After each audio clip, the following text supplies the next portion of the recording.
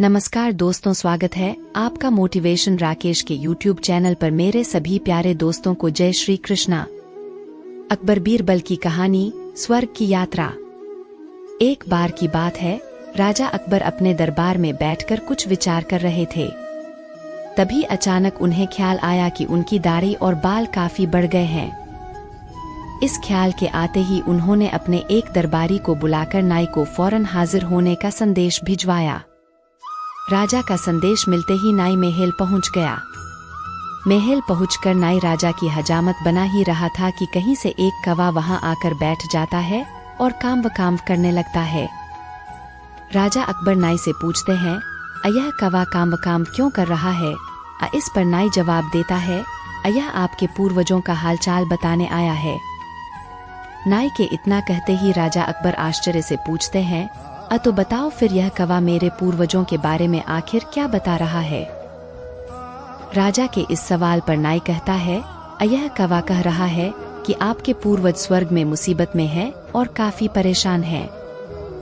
उनका हालचाल लेने के लिए आपको अपने किसी करीबी को स्वर्ग भेजना चाहिए। नाई की यह बात सुनकर राजा अकबर और भी हैरान हो जाते हैं। राजा अकबर आश्चर्य से नाई से पूछते हैं, आखिर किसी इंसान को जिंदा स्वर्ग में कैसे भेजा जा सकता है? राजा के इस सवाल पर नाई जवाब देता है, महाराज, मेरी नजर में एक पुरोहित है जो इस काम को अंजाम दे सकता है। बस आप इस काम के लिए अपने किसी करीबी को स्वर्ग जाने के लिए राजी कर लीजिए। नाई के इस आश्वासन पर राजा अकबर तैयार हो जाते हैं और दरबार में अपने सभी करीबी दरबारियों को बुलाते हैं। राजा के आदेश पर सभी करीबी दरबारी राजा अकबर के सामने हाजिर हो जाते हैं। सभी दरबारी राजा से अचानक बुलाने की वजह पूछते हैं। इस पर राजा उन्हें नाई के साथ हुई सारी बात सुनाते हैं।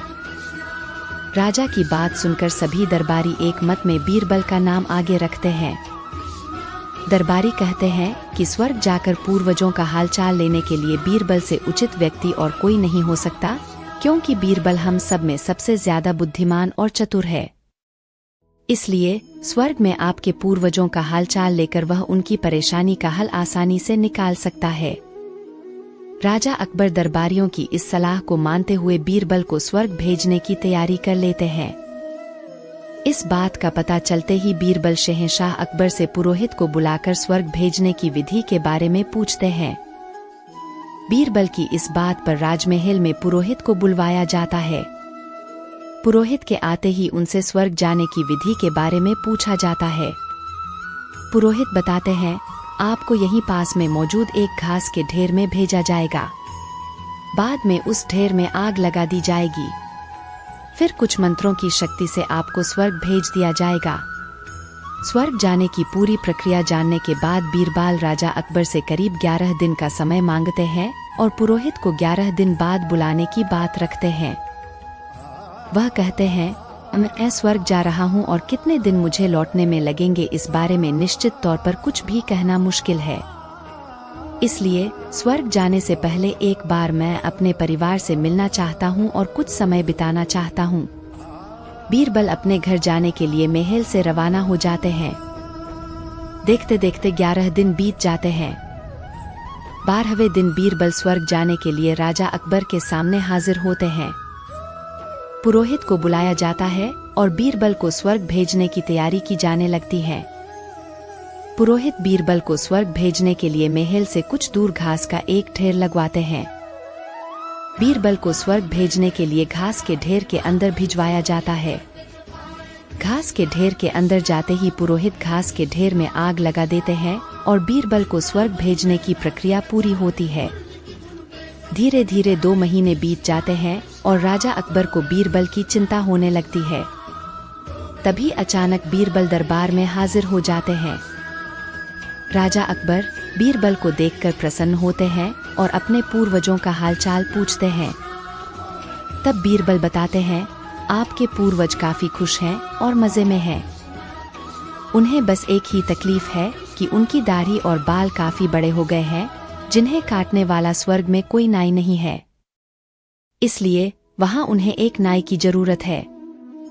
बीरबल कहते हैं, ऐसे में हमें आपके पूर्वजों के लिए एक अच्छे नाई को स्वर्ग भेजने की तैयारी करनी चाहिए। बीरबल की इस बात पर राजा नाई को स्वर्ग जाने का आदेश देते हैं। राजा का आदेश सुनकर नाई घबरा जाता है और राजा के पैरों में गिरकर माफी मांगने लगता है। नाई राजा से कहता है कि यह सब कुछ उसने वजीर अब्दुल्लाह के कहने पर किया था। यह सब उन्हीं की साजिश थी ताकि वह बीरबल को अपने रास्ते से हटा सकें।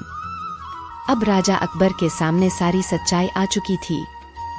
ये सब जानने के बाद राजा अकबर ने वजीर अब्दुल्लाह और उनके साथियों को दंड देने का आदेश दिया। अंत में राजा अकबर बीरबल से पूछते हैं, तुम्हें इस सच्चाई का पता कैसे चला और तुम घास के ढेर में आग लगने के बाद कैसे बच गए?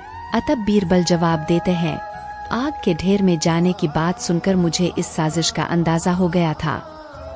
इसी वजह से मैंने 11 दिन का समय मांगा था।